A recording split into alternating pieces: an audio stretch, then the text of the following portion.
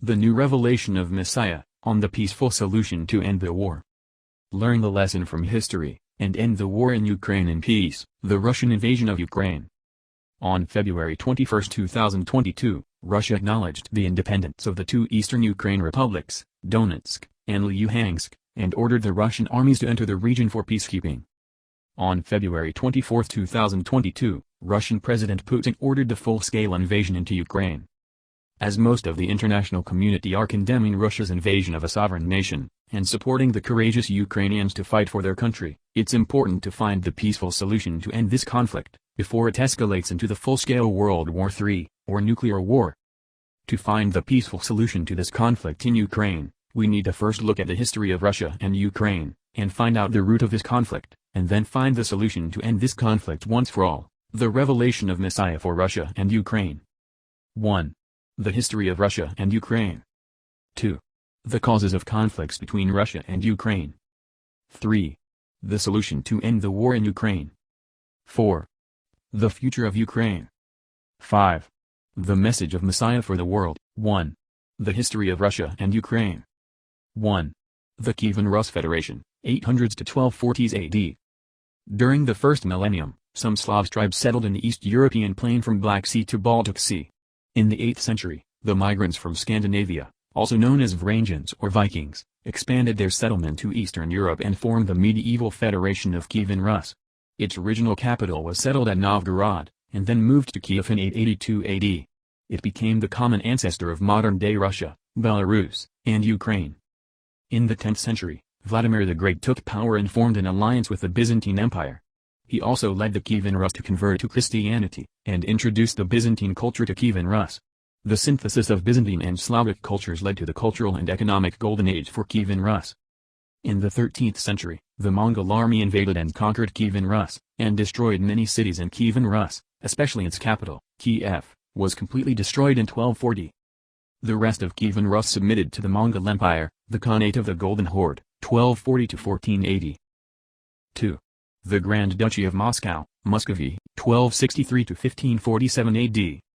In the 15th century, the Grand Duchy of Moscow grew stronger from a vassal state of the Golden Horde Khanate, 1263 to 1480, to a sovereign state of Muscovy with its capital at Moscow, 1480 to 1547.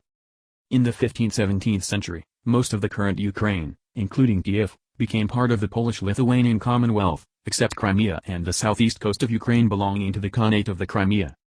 3. The Tsardom of Russia, 1547 to 1721 AD, and the Polish-Lithuanian Commonwealth, 1569 to 1791 AD.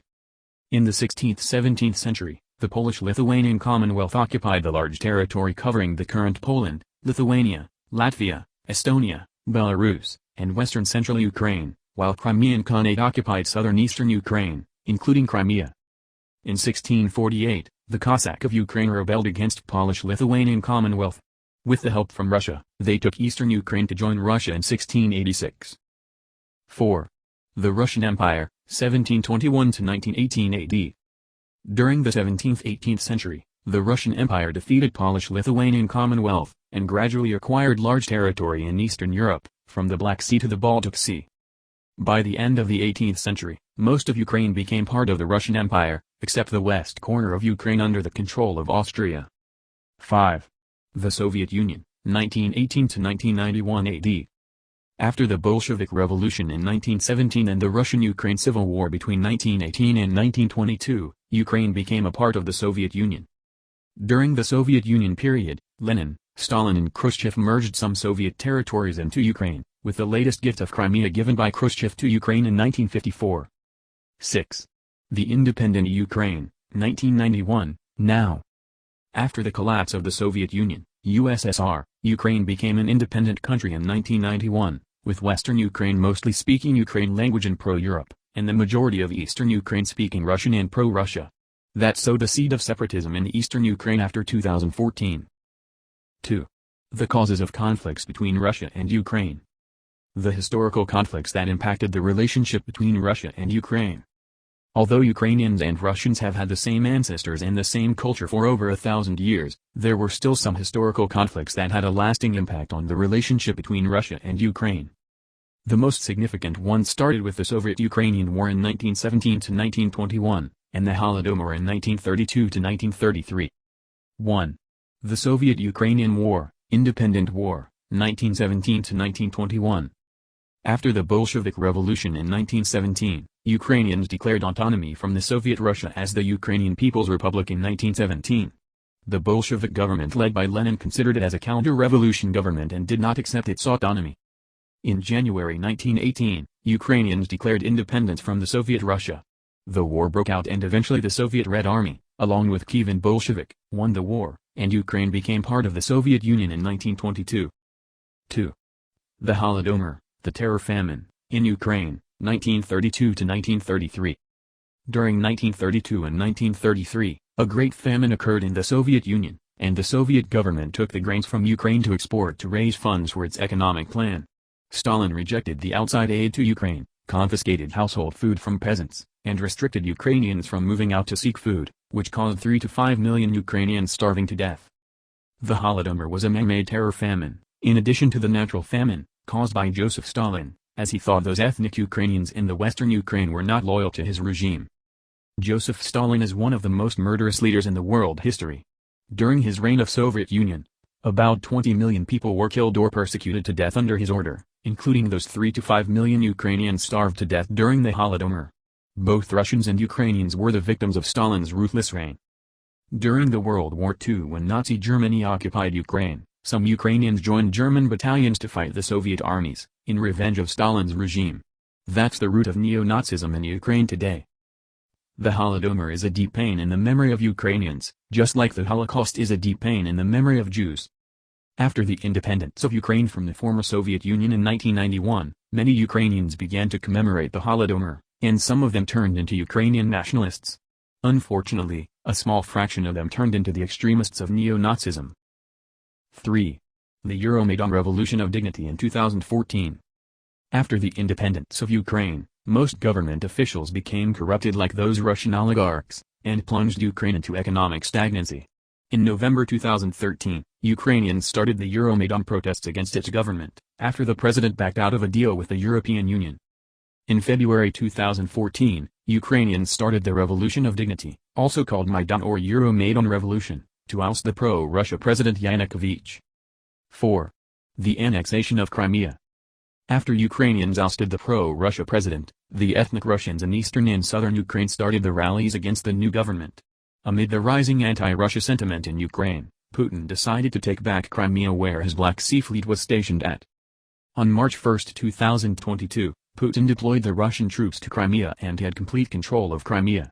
On March 16, 2014, Crimea conducted a referendum to declare independence from Ukraine to join Russia, with 96.7% approval rate on 83.1% turnout. On March 18, 2014, Crimea was annexed into Russia, but both Ukraine and the United Nations do not recognize this annexation. 5. The separatism in eastern Ukraine. After the Revolution of Dignity in 2014, the Russian-speaking people in Donetsk and Luhansk regions also held a vote to be independent from the new pro-West Ukraine to become part of Russia. But Russia did not accept it this time as it did to Crimea and hoped to keep the tie with Ukraine. In the next 8 years, the Ukrainian troops and volunteer militias were sent to the region to fight Russian-supported separatists, which caused over 13,000 deaths, including 3,393 civilians, mostly ethnic Russians, according to the UN report. 6. The nationalism and neo-Nazism in Ukraine. Since the annexation of Crimea by Russia and the rebellion of the separatists in eastern Ukraine in 2014, the nationalism of Ukraine has risen among Ukrainians. Besides the traditional patriotism and nationalism for Ukraine, some people resorted to the extremist groups of neo-Nazism, like Azov Battalion, especially during the conflicts with the separatists in eastern Ukraine. Some of them even carried out brutal killing of ethnic Russian civilians in eastern Ukraine. That's one of the main causes that led to the Russian invasion of Ukraine. 7. The New Language Law. In April 2019, Ukraine passed the new language law that requires all government officials, print media, schools, and service sectors to speak Ukrainian language. Violators would be subject to fines up to $200. That caused some great resentment among 40% Russian-speaking people in Ukraine. It also became one of Putin's excuses for the invasion of Ukraine in 2022. 8. Ukraine's desire to join NATO. After losing Crimea and the battles with the separatists backed by Russians in eastern Ukraine, the Ukrainian government has more urgency than before to join NATO. But Russia strongly opposes Ukraine joining NATO in fear of NATO having a military presence at its doorstep, and Ukraine using NATO to help them take back Crimea. That's another main cause that led to Russia's full-scale invasion into Ukraine, trying to stop Ukraine from joining NATO. 9. Putin's ambition for a new Russian Empire. Putin has a dream to rebuild the Russian Empire, as Peter the Great and Catherine the Great did 200 to 300 years ago. But the time has changed. It's time for the new millennium of peace and wisdom, not the time for military dominance over other countries. Unfortunately, Putin's ambitious but outdated dream of a new Russian Empire has turned into a nightmare for Russia as well as for the world. He will be remembered in Russian history as the one who isolated Russia from the world, unlike Peter the Great who embraced the West for a modernized Russia. 3. The solution to end the war in Ukraine. 1. The world must stand together to end this war in Ukraine.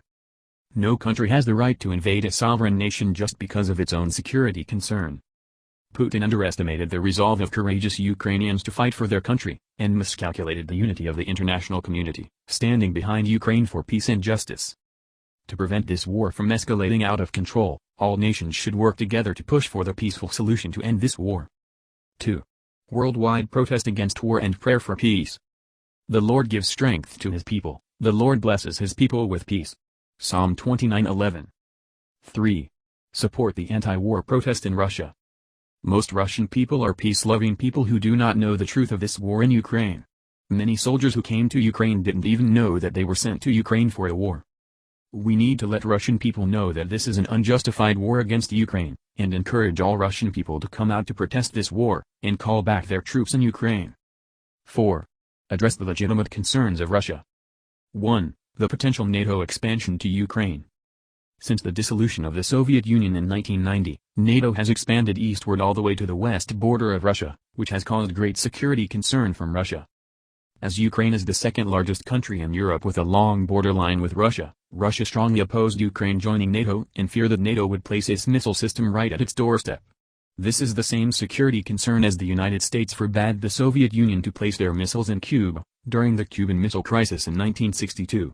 It's better for Ukraine to stay neutral as the buffer between Russia and NATO.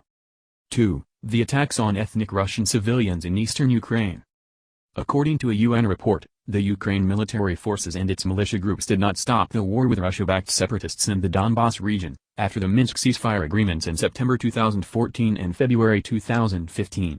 During the 8-year period from 2014 to 2021, over 3,300 civilians were killed, mostly ethnic Russians, including women and children. When those gruesome images of ethnic Russian civilians being brutally killed were sent back to Russia, they enraged some Russian nationalists to call for revenge. That's another main cause that led to the Russian invasion of Ukraine. If the Ukrainian government had followed the Minsk ceasefire agreements, and restrained its militias from killing ethnic Russian civilians, this war could have been avoided. 5. The revelation on the settlement to end this war. For Ukraine. 1. Become a neutral state between Russia and NATO and remain a non-nuclear country, but have the right to join the EU for economic causes.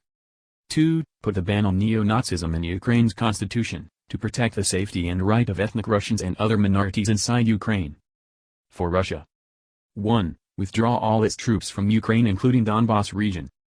2. Compensate Ukrainians lost due to the war with natural gas supply.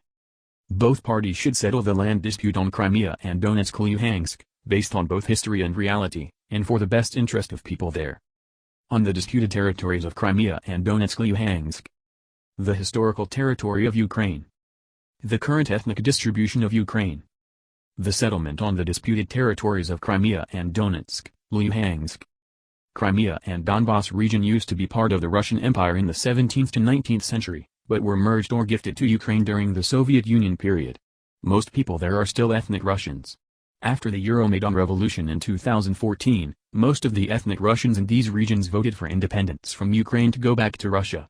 It is hard to force people against their will to go back to the pre-revolution situation, especially after the brutal conflicts in eastern Ukraine in the last 8 years. Currently, the best solution is to acknowledge Crimean people's will to go back to Russia, as over 90% of the residents in Crimea are ethnic Russians, and 96% of voters approved the referendum in 2014. But let Ukraine keep Donetsk and Luhansk with greater autonomy for these two republics, since they have been parts of Ukraine for 100 years now. It's up to the Ukrainian government to do their best to win back Eastern Ukrainian people's hearts by love, not by force. 4. The future of Ukraine. The two models for the future of Ukraine. With the ethnic division in Ukraine being most ethnic Ukrainians in Western Ukraine, and majority ethnic Russians in Eastern Ukraine, there could be two models for the future of Ukraine. 1. The Czechoslovakia, Yugoslavia model. 2. The United States model after the Civil War. 1. The Czechoslovakia, Yugoslavia model for Ukraine. After the end of the Cold War, Czechoslovakia was divided into two nations, and Yugoslavia broke up into 6 small countries, plus 2 autonomous states, based on their ethnic background. 2. The United States model after the Civil War. In 1861 to 1865, the United States of America had a civil war between the Union States in the North and the Confederate States in the South. It caused over 1 million casualties, and became the deadliest war in American history. In April 1865, the Union States in the North won the Civil War, and the Confederate States in the South ended. Instead of punishing the separatists in the South, the federal government granted amnesty to the South. And both the North and the South reconciled as one nation, to reconstruct the United States of America into a great nation.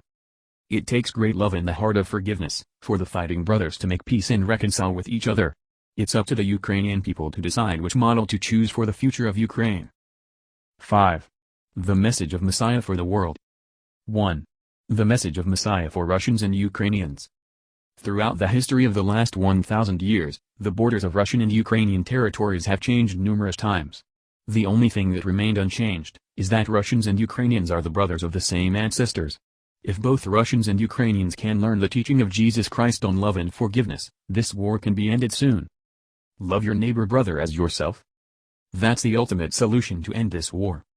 For the last couple decades, especially after the Revolution of Dignity in 2014, nationalism and neo-Nazism have risen in Ukraine, which have caused many conflicts and bloodshed in southern eastern Ukraine. That is one of the main causes that led to the Russian invasion of Ukraine in 2022. Nazism is an evil ideology under the cover of patriotism and nationalism.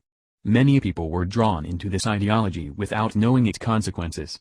Germany used to be a great country, but once it was indoctrinated by Nazism under the cover of nationalism, it caused great damage to the world during World War II, and eventually ruined its own country. The neo-Nazism will cause the same consequence as the Nazism did 80 years ago. Learn the lesson from history, and stop making the same mistake again. Do not attack or kill civilians. During the wartime, the civilians, especially women and children, are the most vulnerable and helpless people. But God has mercy on them. Anyone who attack or kill them will eventually face the consequence of the bad karma of killing unarmed civilians. In the last 8 years, when the Ukrainian army and militias killed those ethnic Russian civilians in eastern Ukraine, they caused a bad karma for their own people, which led to this war in Ukraine. Now, as the Russian soldiers also killed the Ukraine civilians, they would cause bad karma for their own people too. Therefore, it is important to restrain any attack on unarmed civilians. If military conflict is unavoidable, please let civilians leave the war zone first. Be merciful on civilians, especially women and children, for God is watching from above. What you do to others will come back to your own people. 2. The message for President Volodymyr Zelensky. Dear Mr. President Volodymyr Zelensky. From a TV star to a wartime president, your courage to fight for your country has won respect from all over the world. You are the true hero and great leader of Ukraine during this tough time. When Putin started the invasion of Ukraine on February 24, 2022, he thought he could take control of Kyiv and other major cities in Ukraine in just a few days. You and your courageous Ukrainian warriors proved him wrong. Although Ukraine is unmatched to the military power of Russia, you are leading the modern-day rendition of David versus Goliath. However, as Russian military forces are continuously shelling on Ukraine, it is in the best interest of the Ukrainian people to reach a ceasefire agreement with Russia, and save Ukraine from more war damages and casualties. Currently, the major roadblock to the ceasefire peace agreement is the land dispute over Crimea and Donbas region. As a president of a sovereign nation, it's hard for you to accept any loss of land as the result of a war. But in reality, the majority of people in Crimea and Donbas region are ethnic Russians. They have the right to determine their future, just as those people in the former Czechoslovakia and Yugoslavia have the right to determine their future, with or without a war.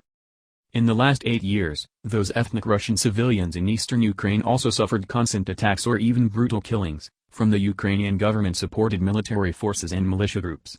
Over 3,300 civilians, including women and children, lost their lives. As the President of Ukraine, you should have mercy on all your citizens, including ethnic Ukrainians, ethnic Russians, and all other ethnic minorities. The best solution to resolve the land dispute to end this war, is to go back to the pre-war situation and let Russia keep Crimea, and let Ukraine keep Donetsk and Luhansk with great autonomy. If the people in Donbas region still want to be independent from Ukraine, let's wait after a 10-year cooling-off period, and then have a referendum again to determine the future of Donetsk and Luhansk. It's up to the Ukrainian government to win back the eastern Ukrainian people's hearts by love, not by force, in the next 10 years. 3. The message for President Vladimir Putin. Dear Mr. President Vladimir Putin, you may have legitimate concern on the threat of NATO at your doorstep, or have sympathy for the ethnic Russians being attacked and killed in eastern Ukraine, but by no means can these concerns justify your full-scale invasion of the sovereign nation of Ukraine. That's why almost all nations in the United Nations condemned Russia for this invasion and called for your withdrawal from Ukraine.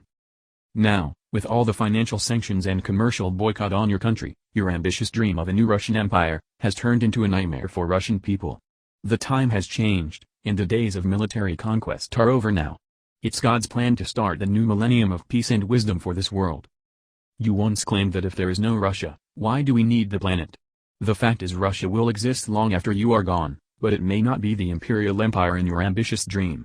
Most Russian people are peace-loving people, who want to live peacefully with other nations, not be isolated from the world like what you have done.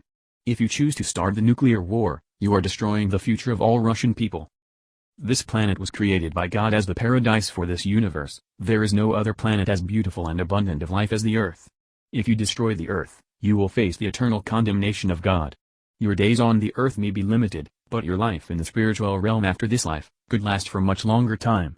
Your decision today will determine your spiritual destiny for the next 1,000 years. If you love Russia, don't ruin the future of Russian people. If you love God, don't ruin God's creation for this world. Make a peace deal with your brothers in Ukraine to end this war now. 4. The message for the world leaders of the United States, the European Union and the United Nations. Dear world leaders of the United States, the European Union and the United Nations. This is the critical moment in the world history, as the tension is escalating and the potential World War III is looming. If it is not stopped, it could be the Armageddon prophesied in the Bible, Revelation 16:16. While we need to support Ukrainians' right to defend their country, we also need to be careful not to escalate the situation into World War III. It's great to see most nations are standing for peace and justice. It's also great to see many nations are utilizing financial sanctions and commercial means in response to the military aggression. This sets a great precedent to resolve military conflict with non-military means for the coming new millennium of peace and wisdom. In the past several thousand years of human history, people always used military forces to settle the territory disputes, which often led to wars, deaths, and mass destruction. But in the end, these territory boundaries changed all the time, and the land taken by force could easily be lost when the empire broke up, which rendered all those previous wars meaningless. Now, as prophesied in the Bible almost 2,000 years ago, this world is becoming one big family, and all people on the earth will be spiritually connected as one for the coming new millennium of peace and wisdom. It's time for people to see the worldly affairs from a higher spiritual angle, to see the big picture of the situation on the earth. With higher spiritual awareness and more love and mercy in heart, people can find more balanced and peaceful solutions to solve their problems without wars and mass destruction.